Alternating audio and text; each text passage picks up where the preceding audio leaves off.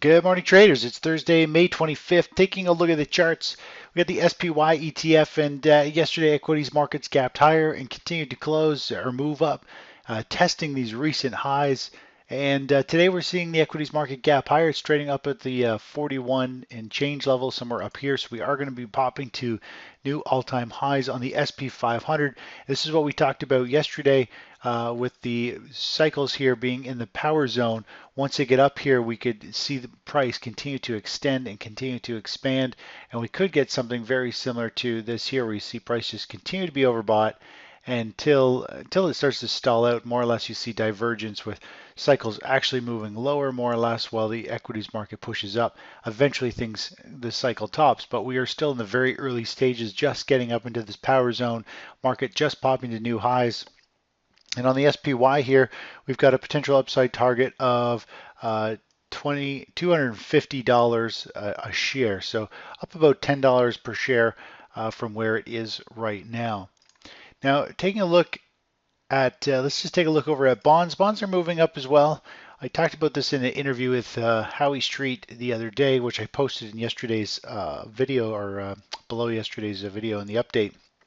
More or less, bonds are holding up. There's a lot of fear in the market, and we're actually not really seeing price move any higher, but we're seeing some really big volume take place, which means there's some churning going on, meaning there's big distribution as fearful investors pile into bonds, which we do have a big basing formation looking to be formed here. There's an equal amount of people unloading bonds at that price up at resistance.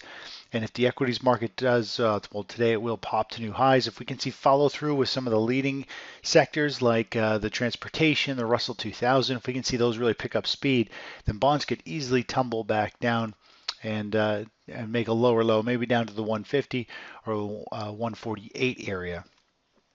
Now, taking a look at precious metals. Precious metals are up this morning. Yesterday, I talked about the pattern here, how we've got this volatility here. When it broke out of that, it flipped to the equal amount of volatility, testing it a couple times. And gold might have a little bit of a short squeeze.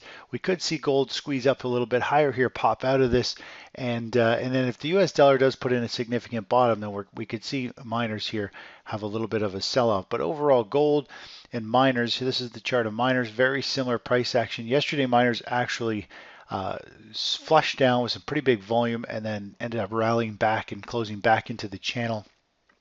Could be an early sign that the market is starting to weaken. We'll see how it follows through here. You can see we had similar type of price action back over here. If we just drew a box in here, you could see how gold miners did that before. They sold down, ended up recovering back in, but showing that there's some selling going on. It happened a couple times before the market kind of gave way. So there are sellers pulling price down, but there's still the bargain hunters thinking this is still going to go higher, and they buy it back up. But we'll see if we get another drop down. Are there going to be enough buyers left in the market to hold it up, or is it going to slide lower going forward? Now, taking a look over at crude oil. We talked about this yesterday, showed the cycles here, and we had around the $52 per barrel area being a resistance zone. Yesterday, the market came up, and this morning in pre-market kind of squeezed up, tagged that level.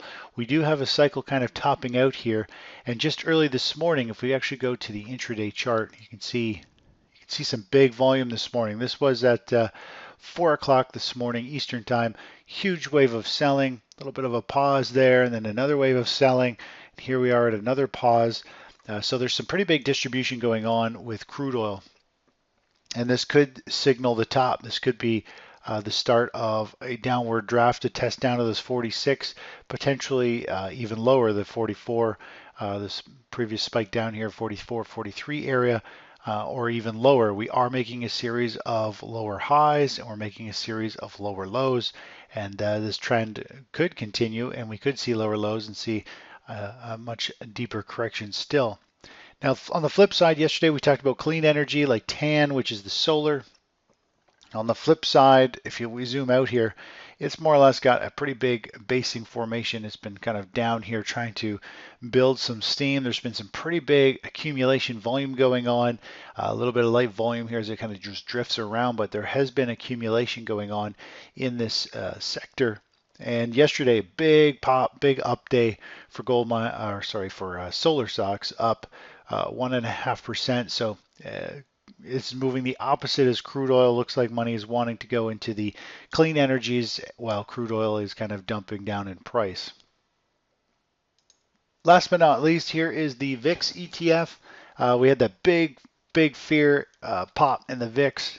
In the grand scheme of things, it was a big pop, but it wasn't one up into the 20s, which is kind of what I was hoping for. Hoping we are going to just get a couple day pause and then see the explosive second move up into this real significant range. But the VIX still had a big pop. It popped from the lows to the highs. It popped about 50%, actually maybe even a bit more than that. In one day, it popped 48%. So huge pop percentage basis for a short-term move. And obviously, you kind of fade the fear. Fear is short-lived, just like when you get spooked in the markets or when you get spooked anywhere.